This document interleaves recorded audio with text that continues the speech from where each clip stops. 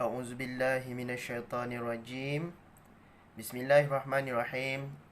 Assalamualaikum warahmatullahi taala wabarakatuh.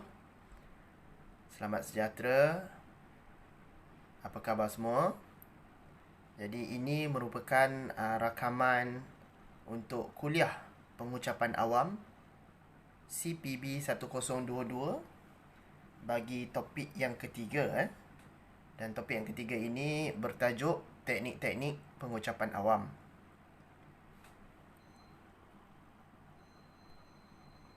Hasil daripada pembelajaran dalam kuliah kita pada hari ini, insya-Allah di hujung kuliah nanti diharapkan anda semua akan dapat mengetahui prinsip asas pengucapan awam. Yang kedua, ciri-ciri pengucap awam yang baik, pengucap awam yang boleh diterima oleh pendengar ataupun khalayak. Yang ketiga, bagaimana seseorang pengucap awam itu boleh memperoleh kaedah bagi menjadikan isi ucapannya itu menarik. Dan yang terakhir, tips penyampaian ucapan awam yang berkesan.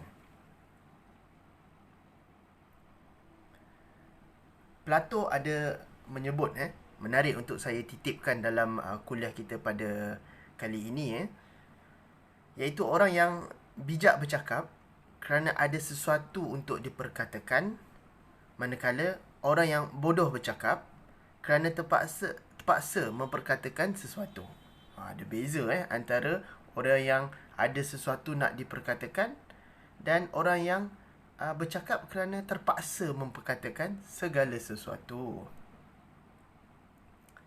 Baik, sebagai pendahuluan, kadang-kadang mungkin kita berasa agak hairan mengapa ada orang apabila memberikan ucapan, apabila berdiri di hadapan sekumpulan khalayak, ceramah atau pidatonya menjadi begitu meyakinkan, menjadi begitu menarik, sehingga ramai orang merasa terpegun dan seakan-akan tidak mahu berhenti daripada mendengar orang tersebut daripada berkata-kata.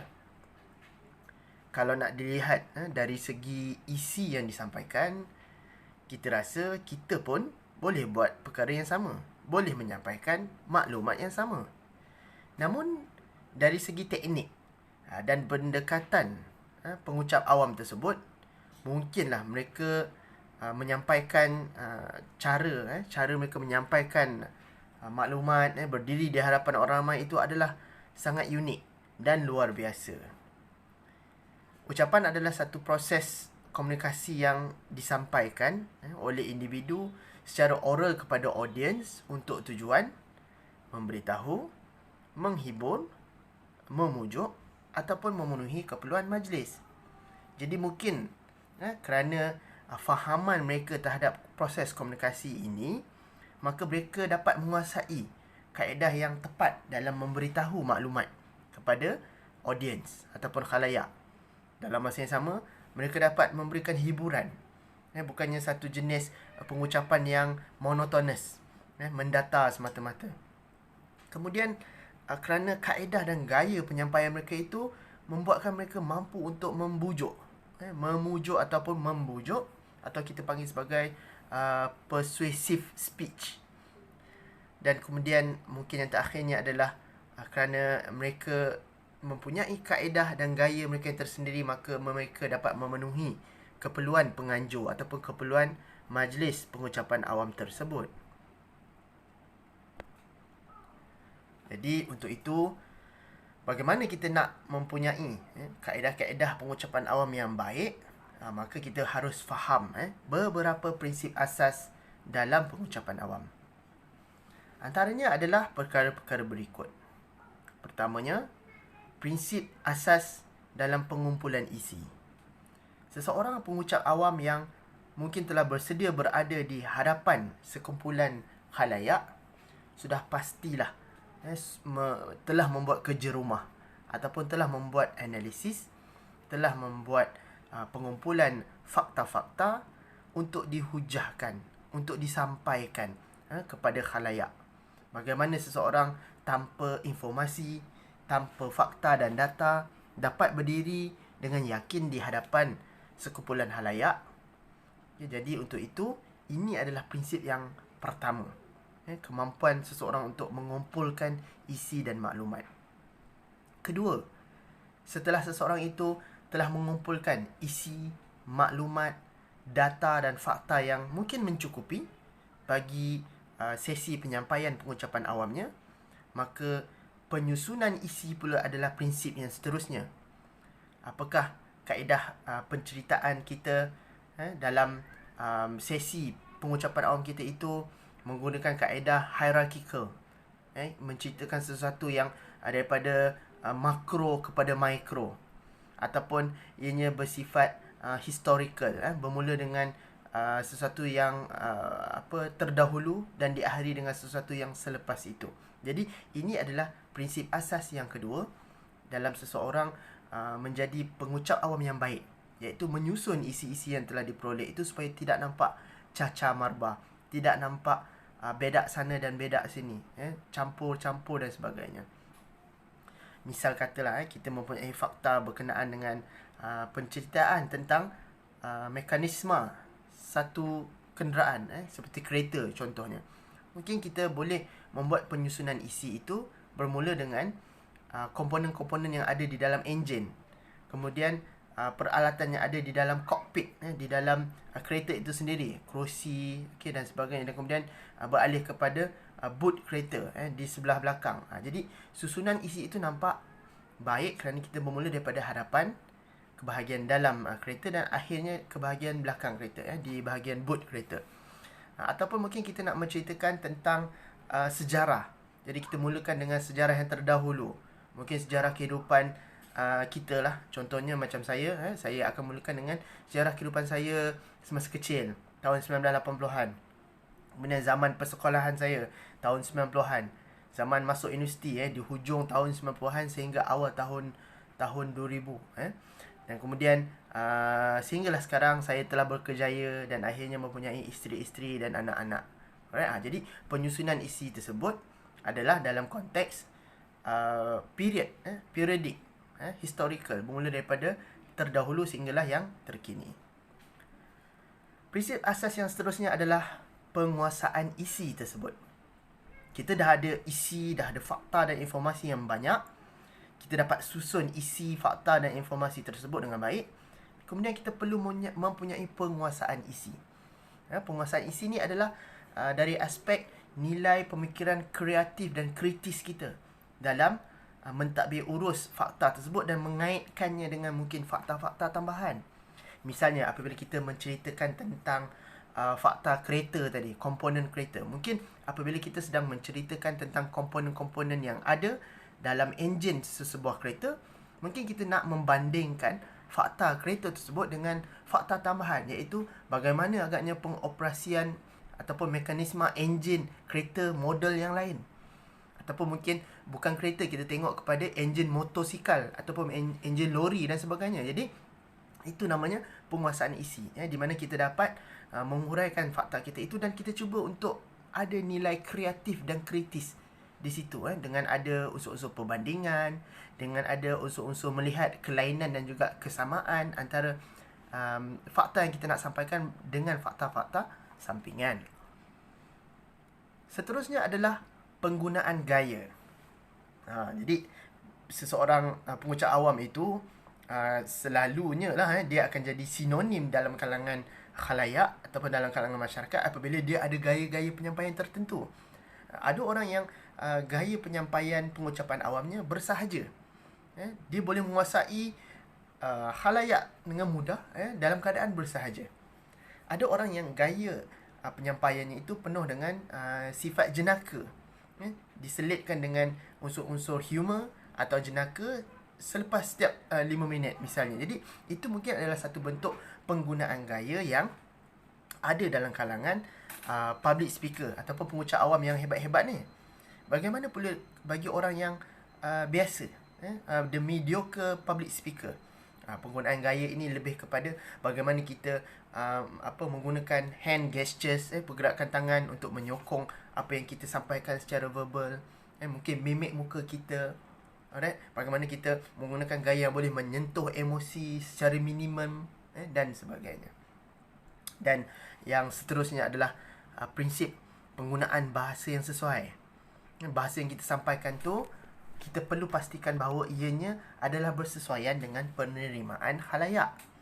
Andai kata kita berhadapan dengan khalayak yang mungkin umurnya dalam lingkungan umur kanak-kanak, pastikan bahasanya tidak bombastik, tidak menggunakan jargon-jargon ataupun perkataan-perkataan tertentu yang sukar untuk ditafsir oleh mereka. Bagaimana pula dengan golongan khalayak yang mungkin profesional, maka kita kena ubah gaya bahasa yang kita gunakan. Kita mungkin boleh bereksperimentasi dengan gaya-gaya bahasa yang bombastik, diselitkan dengan hadis-hadis, dalil-dalil nakli daripada Al-Quran dan sebagainya.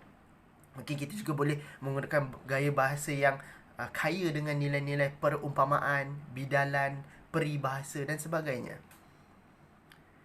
Dan yang terakhir adalah penyampaian ucapan tersebut, yang mana ianya berkaitan dengan prinsip penggunaan gaya, yang mana penyampaian ucapan ini mungkin ianya melibatkan kemampuan kita untuk menggunakan alat-alat bantu mengajar yang boleh mencerna pemahaman yang lebih dalam kalangan khalayak kita. Misalnya, kalau kita sampaikan sesuatu informasi tentang kereta tadi, mungkin kita boleh sertakan sekali model kereta kalau kita rasa sesuai untuk dibawa masuk ke dalam sesi pengucapan awam kita itu.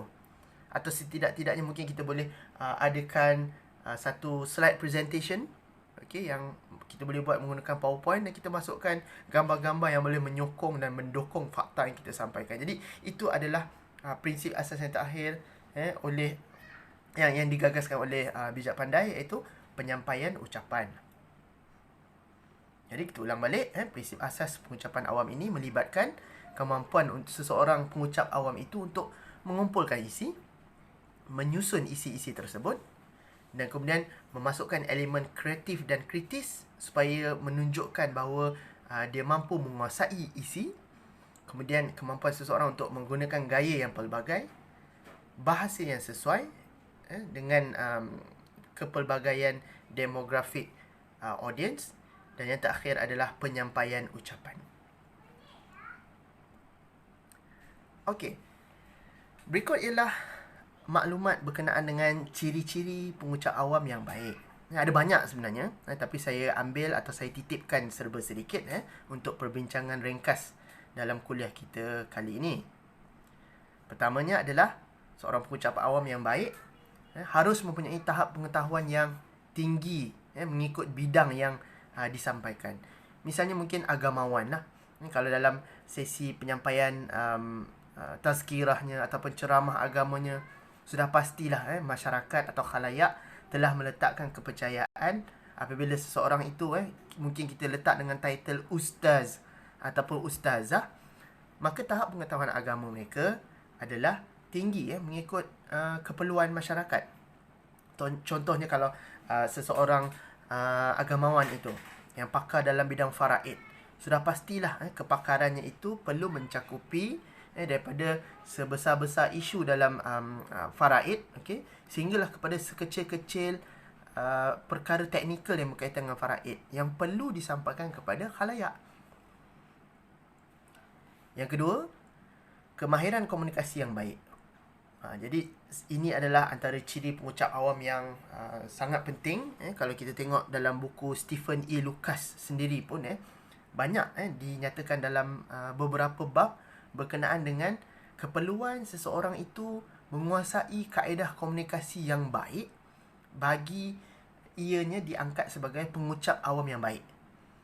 Jadi bila kita faham maksud-maksud asas, prinsip asas dalam komunikasi, contohnya seperti dalam sesebuah proses komunikasi perlu ada encoder, orang yang encode maklumat untuk disampaikan kepada orang yang akan kemudiannya menjadi decoder, orang yang akan mentafsir maklumat yang di-encode supaya menjadi sesuatu yang bermakna untuk difahami. Kemudian ada feedback, maklum balas yang diberikan oleh decoder kepada encoder tadi, dan sebagainya. Jadi ini adalah antara kemahiran komunikasi yang ini adalah antara ciri yang penting bagi seseorang pengucap awam, iaitu menguasai kemahiran komunikasi dengan jayanya. Seterusnya adalah berkeyakinan. Keyakinan ini sifatnya subjektif. Ada setengah orang, macam saya pernah sebut dalam kuliah saya sebelum ini, keyakinan itu akan timbul mungkin pada pertengahan speech ataupun sesi pengucapan awamnya. Ada setengah orang keyakinan itu dah dititipkan daripada saat yang pertama dia memegang mikrofon ataupun dia mula berdiri di hadapan khalayak. Jadi bagaimana nak membentuk keyakinan? Perlulah latihan, latihan dan latihan. Seterusnya adalah berperibadi mulia. Bermaksud bagi menjadi seorang pengucap awam yang baik, haruslah kita tahu bahawa mulia itu bukan hanya semasa kita menyampaikan sesi kita, tapi mulia itu lebih penting adalah sebelum dan selepas sesi tersebut, supaya khalayak ataupun umum tahu bahawa kita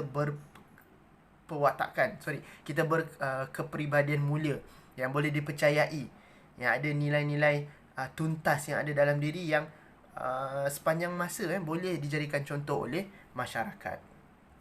Dan yang terakhir adalah berperawakan baik, iaitu nampak bersih, nampak wangi, nampak suci, okey, nampak macam bersedialah untuk berada di hadapan orang ramai dengan pakaiannya yang digosok, rambutnya yang tersisir rapi, tudungnya yang nampak tidak berkedut, oning tudungnya pun tidak terkelepet dan sebagainya. So ini adalah antara ciri-ciri pengucap awam yang baik.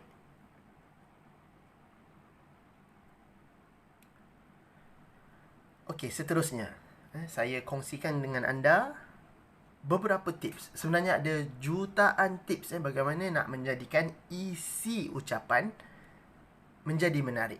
Okey, tapi saya bawakan sedikit di sini sebagai panduan asas. Antaranya adalah seorang pengucap awam yang baik itu, kalau nak jadikan isinya itu menarik, maka kemukakan bukti yang relevan. Kemukakan bukti yang menarik, yang jelas. Kemudian jelaskan juga maksud, idea ataupun konsep kita itu dengan sebaiknya. Maksudnya adalah kalau kita cuba nak sampaikan tentang komponen kereta itu tadi, pastikan setiap komponen enjin misalnya itu, yang asas perlu dinyatakan dan sertakan maksudnya itu dengan kefahaman yang mendalam. Kemudian gunakan bahasa-bahasa yang mudah difahami, perkataan-perkataan yang kita panggil sebagai jargon.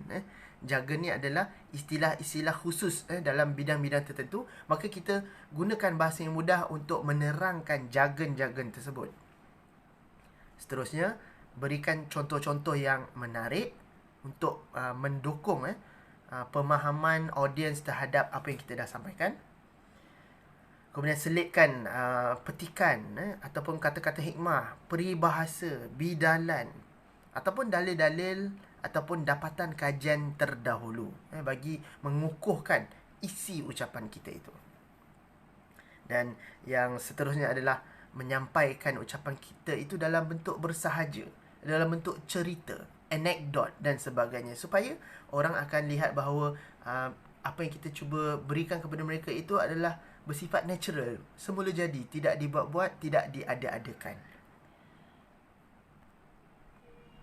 Kemudian tips untuk menjadikan ucapan isi ucapan kita itu menarik juga adalah dengan memberikan data ataupun statistik yang sesuai, yang relevan, yang berkaitan. Andai kata kita sedang menyampaikan tentang bahayanya untuk tidak mempunyai penjarakan sosial dalam pandemik COVID-19 ini, maka data yang kita kena beri adalah data berkenaan dengan kesan apabila tidak ada penjarakan sosial yang berkaitan dengan pandemik COVID-19. Tapi kalau kita bagikan data seperti mungkin kesan tidak menjaga persekitaran daripada membiaknya nyamuk-nyamuk Aedes, ianya tidak berkaitan dengan COVID-19.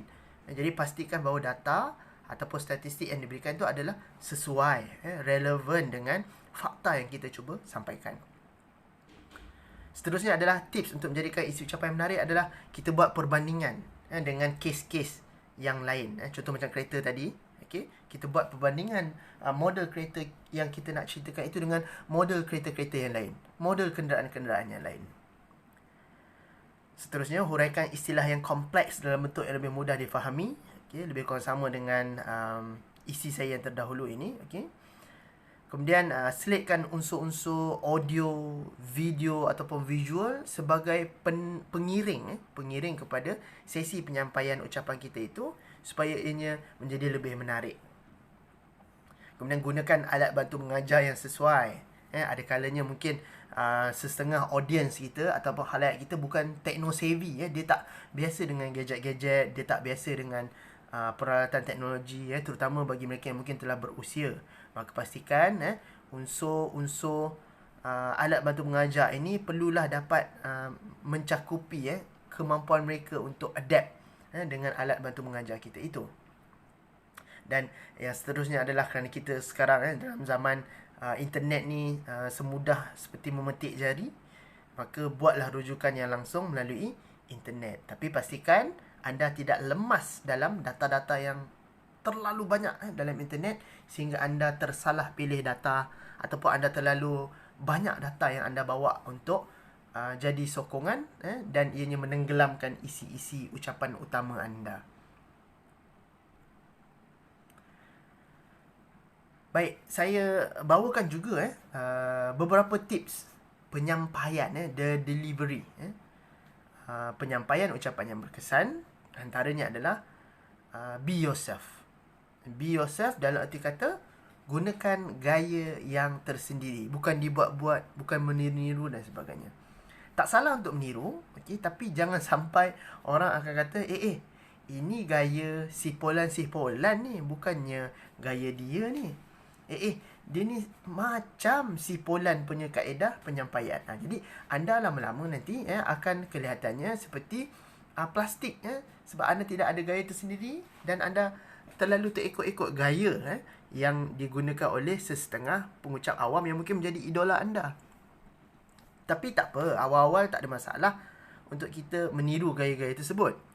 Dalam masa yang sama, cuba kita pastikan bahawa kita boleh perbaiki gaya tersebut supaya akhirnya akan keluar itu adalah gaya anda yang genuine, yang original dalam menyampaikan sesi pengucapan awam anda. Kemudian, kawal dan sesuaikan intonasi suara. Ada kalanya kita biasa dengar satu-satu sesi pengucapan awam itu, suara penyampainya tu Masya Allah, dia suka menjerit-jerit, menggunakan laras bahasa yang khas, yang tinggi dan sebagainya. Jadi anda perlu bijak mengawal dan sesuaikan intonasi suara supaya ia boleh mencuit emosi dan juga perasaan pendengar dari semasa ke semasa. Misalnya kalau kita ingin menyerlahkan, menzahirkan kesedihan, maka mungkin intonasi suara kita adalah rendah, sedih, dan tidak ada sesuatu yang lain melainkan sedih. Maka intonasi suara kita akan menjadi rendah. Mungkin kalau kita gembira, kita akan tinggikan sedikit intonasi suara kita. Berbanggalah tuan-tuan dan puan-puan, kita telah berjaya menjadi seorang yang menjaga penjarakan sosial kita. Tahniah. Itu contoh pengawalan dan penyesuaian intonasi suara. Seterusnya, bagi bagi memastikan penyampaian ucapan kita itu berkesan, kita kena pastikan wujud pertembungan mata, eye contact. Bayangkan kalau anda berhadapan dengan khalayak, mata anda tidak melihat kepada khalayak, tapi anda melihat kepada nota anda semata-mata. Apakah khalayak akan rasa terikat dengan anda, mempunyai hubungan dengan anda pada ketika itu? Mungkin pada tahap minimum saja. Atau bayangkan kalau anda sedang berucap dengan sekumpulan khalayak, mata anda melihat ceiling, melihat ke atas sepanjang masa, dari saat pertama sehingga saat terakhir. Apakah itu maksudnya ada hubungan yang baik dengan audience? Mungkin kita biasa dengar orang ada menyebut dari mata jatuh ke hati. Itulah maksudnya bahawa perlu ada eye contact, pertembungan mata, supaya apa yang kita sampaikan itu seakan-akan kita mempunyai hubungan yang baik dengan audience, kerana kita melihat mereka dan mereka melihat kita. Alright? Kemudian banyak juga pakar-pakar dalam bidang pengucapan awam ini yang mencadangkan untuk kita mengelak rujuk nota di awal ucapan. Kerana apa? Kerana bila kita terlalu merujuk nota di awal ucapan, dia akan membuat kita terbawa-bawa untuk merujuk nota itu dari semasa ke semasa, dan akhirnya penyampaian kita kepada audiens itu kelihatannya seperti kita membaca nota, bukan menyampaikan ucapan. Anda boleh rujuk tentang perkara ini dalam internet ataupun dalam buku-buku rujukan yang lain berkenaan dengan mengelak merujuk nota secara keterlaluan di awal ucapan.